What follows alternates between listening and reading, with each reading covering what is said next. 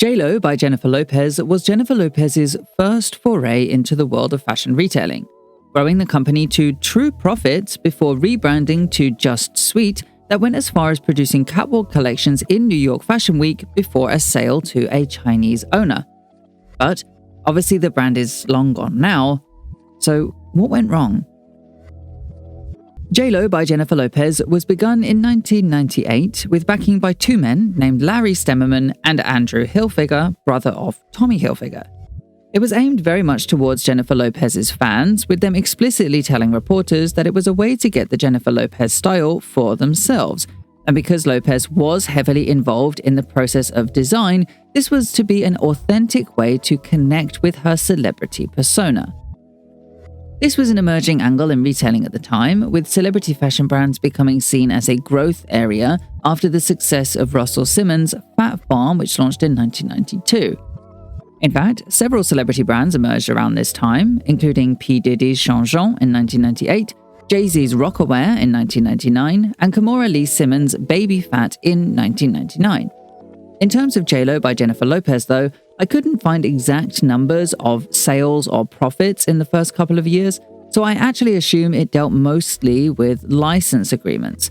But we know it did particularly well because by 2000, they restructured the company to make room for expansion.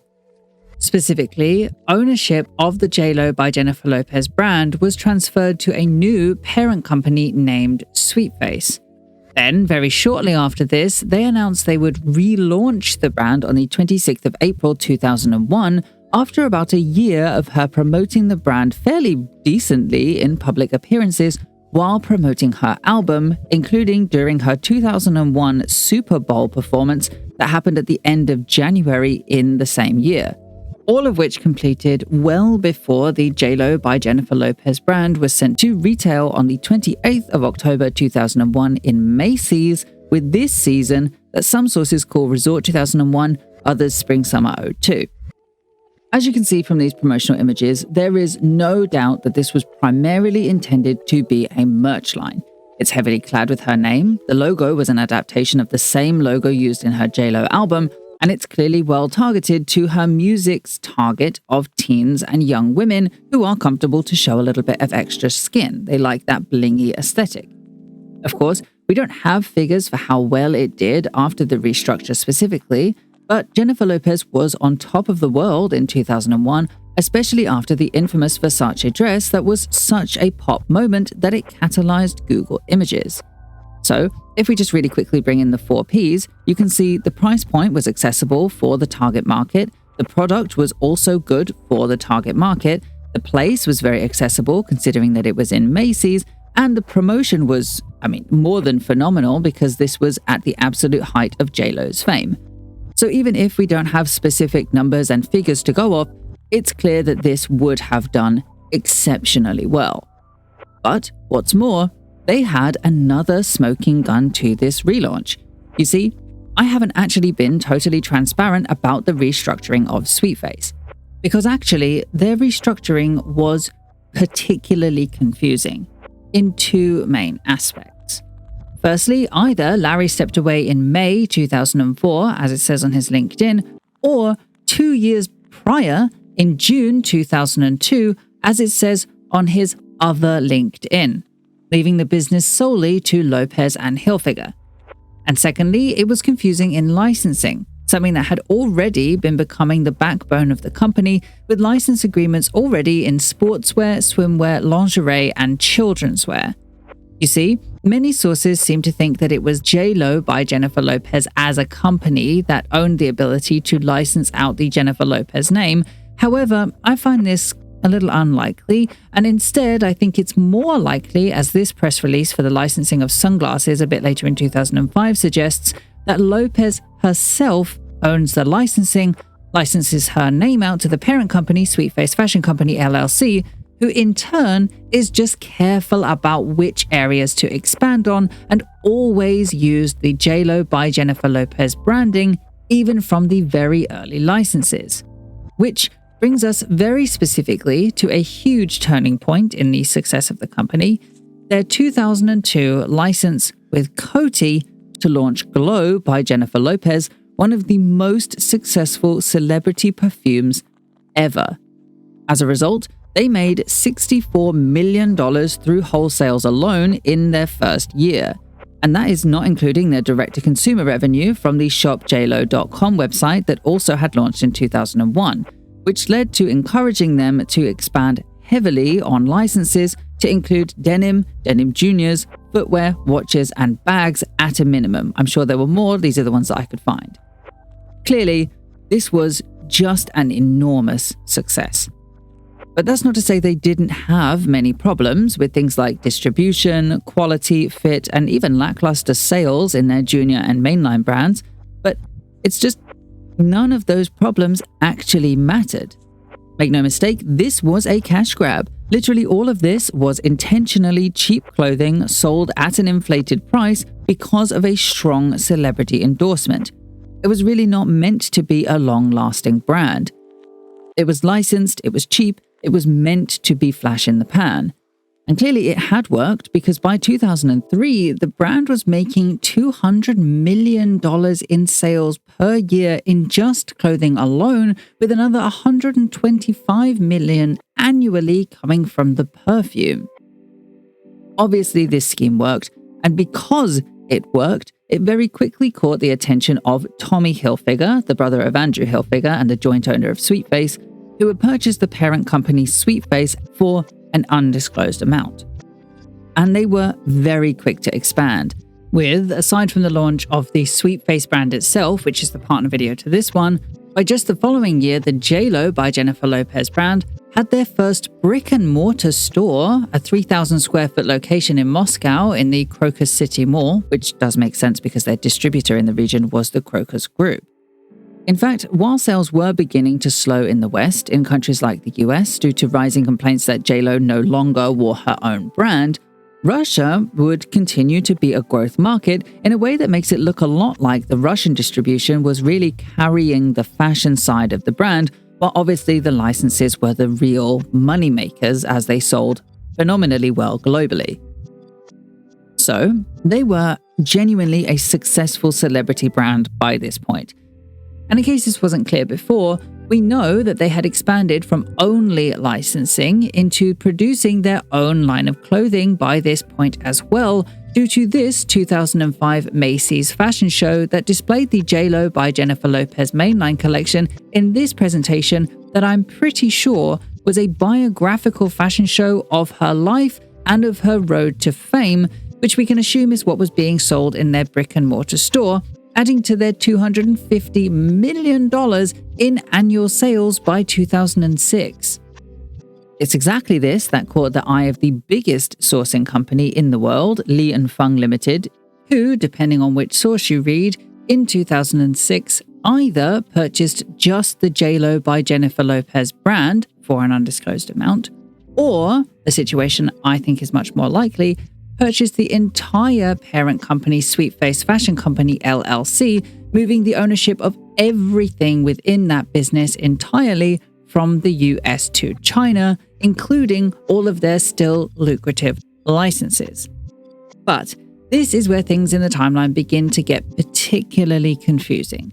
Because you see, J.Lo by Jennifer Lopez doesn't appear once in any of the Li & Fung Limited's annual reports, and there seems to be extremely little awareness about the ownership of the company moving to Li & Fung in general. And yet, it seems they had pretty big plans for the whole company. You see, seemingly there was an untapped market in Jennifer Lopez's fan base, the mid-market. So, by slightly repositioning their brands, with J.Lo by Jennifer Lopez being the lower end and accessible licenses, SweetFace, now having shown twice at New York Fashion Week, being their luxury offering, to now include a third brand named JustSweet to be their mid-tier brand that they could more directly target that customer demographic with. Now, on paper, this does make sense. They saw a gap in milking the fan base with this mid-market so far going unserved. By using the name JustSweet to draw comparisons to SweetFace and not to J.Lo by Jennifer Lopez would add legitimacy to JustSweet, something that would have been significantly easier than trying to reposition the original brand without a name change. And by doing this, it does actually access them potentially to other kinds of retailers. However, while the price point, retail locations, and quality of product were all well considered in relation to the other companies associated with Jennifer Lopez, there was one fundamental flaw in the promotion. You see, JustSweet debuted on the Autumn-Winter '07 New York Fashion Week schedule with this collection, completely infringing on SweetFace's luxury positioning and giving a too elevated promotion of the JustSweet brand. If this truly was meant as a mid-market offering, showing on the same stage as Lopez's luxury offering wasn't going to work. It confused the two brands, especially considering the similar names and similar celebrity endorsement, and it cheapened the luxury SweetFace brand and therefore meant that in turn, they had made a brand that directly competed with another one of Jennifer Lopez's brands. This in business is called self-cannibalization and is a particularly risky move even if done correctly. Usually, it's a strategy where a parent company will purposefully make an alternative to their own product in order to beat their competitors to the punch. This happens very regularly in fashion, with each new season cannibalizing the previous one, but I think the most famous example of this is New Coke, though that obviously was a huge failure. In this case, though, it again very much didn't work. The brands weren't differentiated enough, and there really wasn't any need to self-cannibalize in this way. I understand that the products were more street-style influence in JustSweet, and that their biggest competitor, Gwen Stefani's Lamb, was still doing really well at New York Fashion Week. So perhaps they were just trying to make that transition to come up to that level after SweetFace had been reduced to Miami Fashion Week in the season prior. But this is a collection of t-shirts and jeans. They were never going to be able to steal thunder from either their competitors or from SweetFace with this, and frankly, they weren't going to be able to add value to Jennifer Lopez as a celebrity with this either, by which I mean they could use this expensive fashion show as a marketing tool, like a loss leader, in order to add value to the perfumes and other licenses.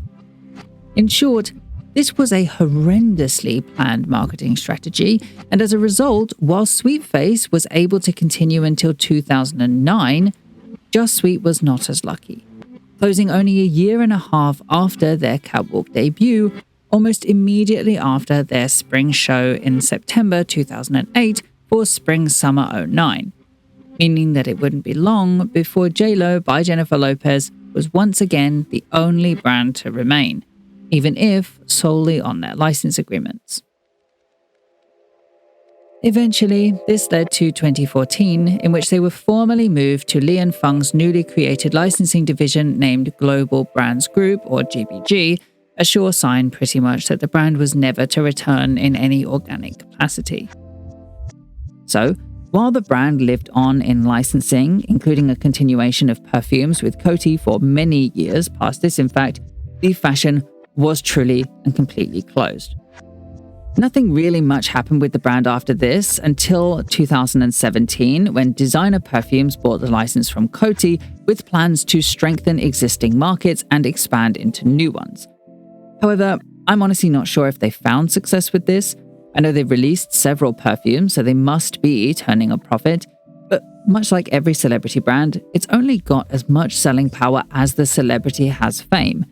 Now, Jennifer Lopez has never really been out of the spotlight, but in comparison to her fame in the early 2000s, it's obviously lesser.